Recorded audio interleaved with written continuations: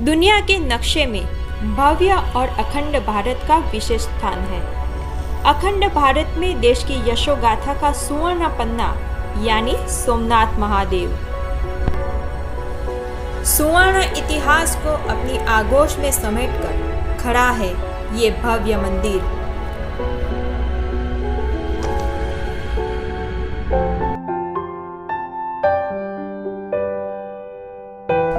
आप शिव भक्त हैं तो आपको सोमनाथ आना पड़ेगा, क्योंकि ये 12 ज्योतिर्लिंग में सबसे पहले स्थान पर है। सोमनाथ के रास्ते में दोनों साइड नारियल के पेड़ है, जिसे देख के लगता है मानो मिनी केरला में आ गए हैं। और हम आ गए पवित्र धाम सोमनाथ में। यहाँ पे काफी धर्मशाला और मंदिर प्रशासन की ओर से भी रहने और खाने की सुविधा उपलब्ध है। 400 रुपये से स्टार्ट करके आपको रूम मिल जाएगा। हमने मंदिर के करीब ही रूम लिया था।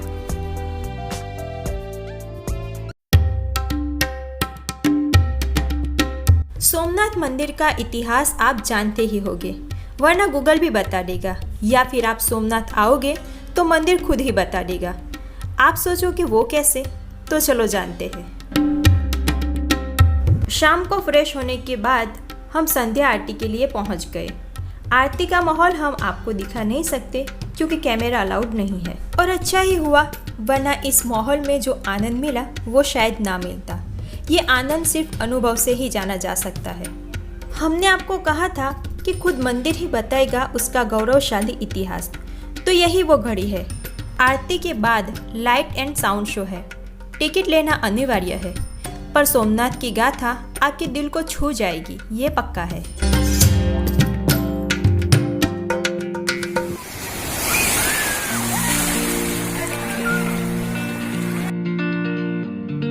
महादेव से मिलने के बाद अब चलते हैं दरियादेव के पास। फिर कल चलेंगे अन्य तीर्थ स्थानों पर। मंदिर से थोड़ी ही दूर है ये सुहाना बीच।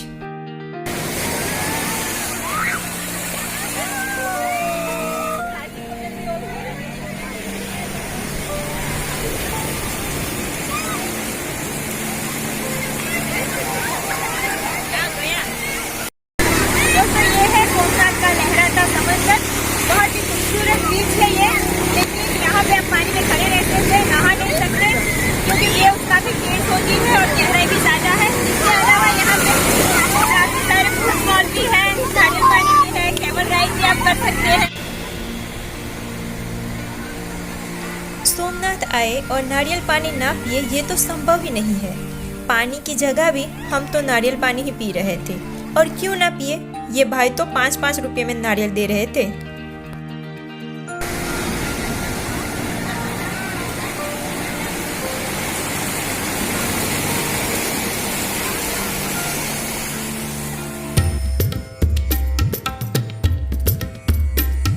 सुबह 7 बजे मंदिर के सामने से ही सोमनाथ दर्शन के लिए बस निकलती है। हम उसी में बैठ गए और टिकट थी पर पर्सन ओनली 30 रुपीज़।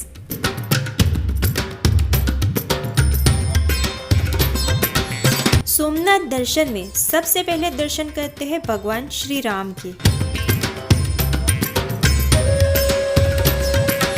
भगवान सोमनाथ के मंदिर के 1 या आधा किलोमीटर दूर ही राम जी का मंदिर है, उसके पीछे ही परशुराम जी का मंदिर है, तो यहाँ पे दर्शन कीजिए।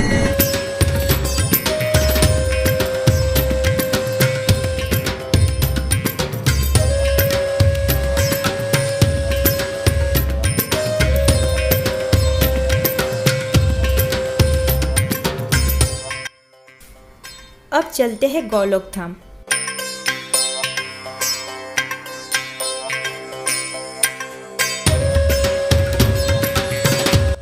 कहा जाता है कि भगवान श्री कृष्ण ने यहीं से गोलोक धाम की ओर प्रस्थान किया था।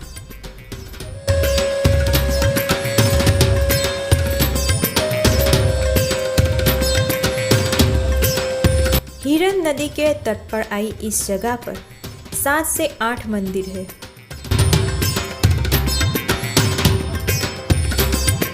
सबसे पहले चलते हैं गीता मंदिर में, जहाँ स्तंभ पर गीता के अध्याय लिखे हुए हैं।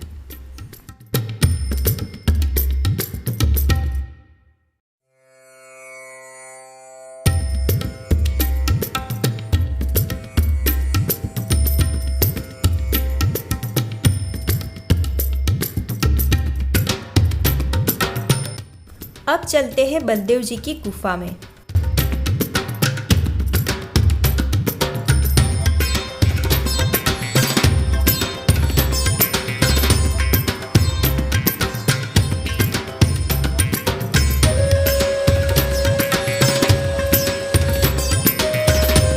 यहाँ लक्ष्मी नारायण मंदिर में भगवान के सभी अवतार की झांकी देख सकते हैं।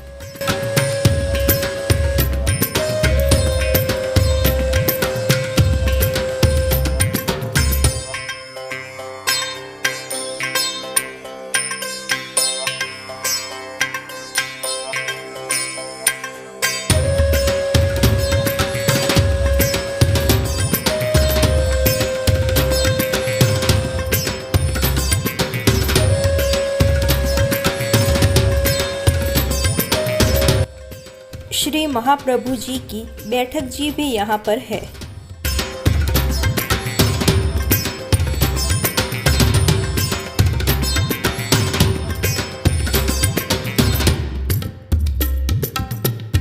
और ये है गोलोक धाम।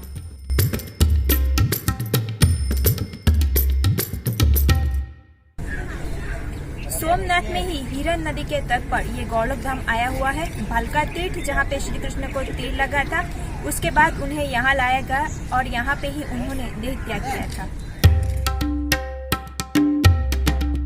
ये है सोमनाथ का सूर्य मंदिर।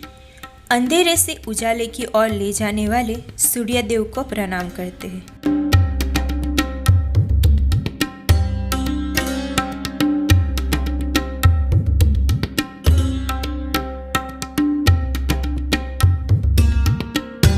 सूर्य मंदिर के सामने ही हिंगलाज माता की गुफा है। चलिए अब वहां दर्शन करते हैं।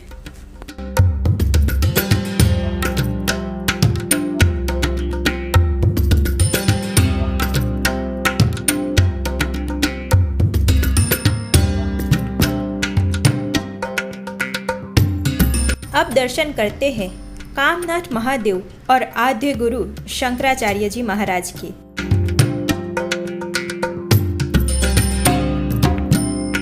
सोमनाथ त्रिवेणी संगम यहाँ की पहचान में से एक है।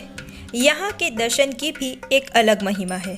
यहाँ स्नान का भी महत्व है, लेकिन जरा संभाल के।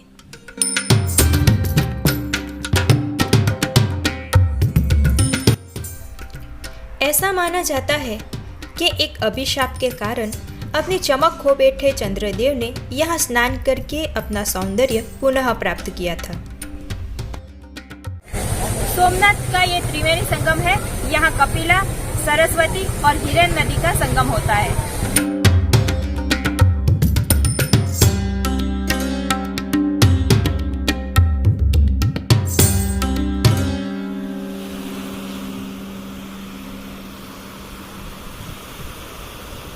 वैसे तो यहाँ समंदर सोमनाथ को नहलाता है, पर एक जगह है जहाँ शिवजी शिवलिंग के स्वरूप में समंदर के अंदर ही विराजित है।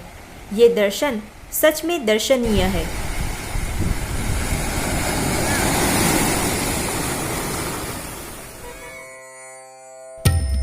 अब वो जगह चलते हैं जहाँ से भगवान कृष्ण की चरित्र लीला की खुशबू आती है। कृष्ण लीला का ये अंतिम अध्याय है। आप बिल्कुल सही समझे। भालका तीर्थ।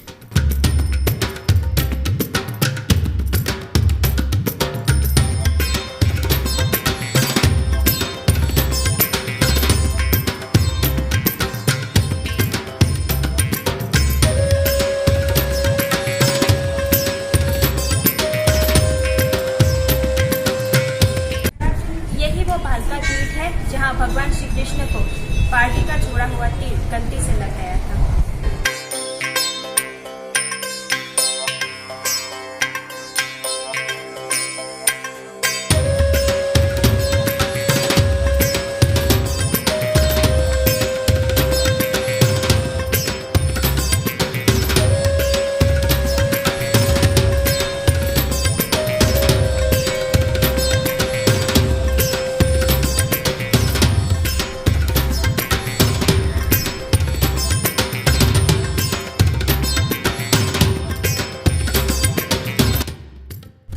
सोमनाथ यात्रा अभी जारी है, लेकिन बस का काम यहाँ पूरा हुआ।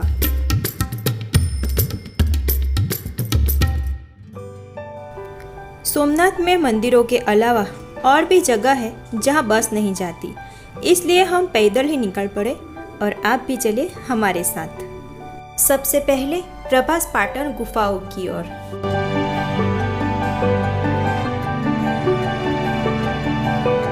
ये बौद्ध गुफाएं हैं जो कि जर्जरित हो चुकी है। बहुत कम लोग इसे देखने आते हैं। लोकल प्रशासन कुछ करे तो अच्छी जगह बन सकती है।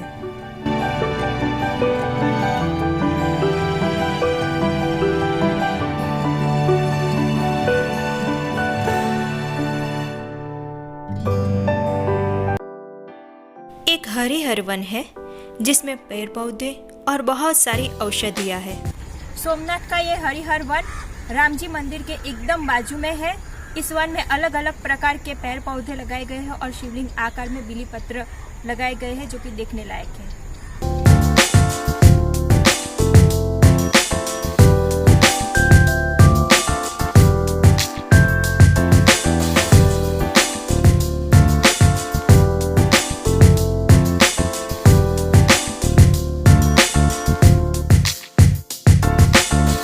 बच्चों को यहाँ ज़्यादा मज़ा आएगा क्योंकि उनके लिए यहाँ छोटा सा प्ले जोन भी है।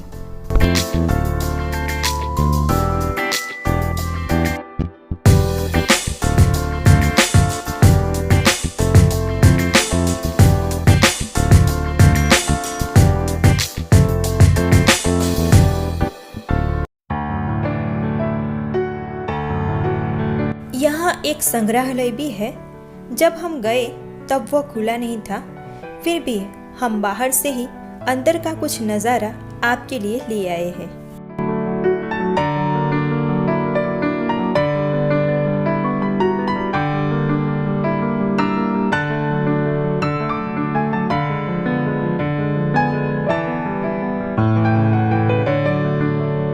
हमारी सोमनाथ की यात्रा को यहीं पे विराम देते हैं। फिर मिलेंगे। जय सोमनाथ।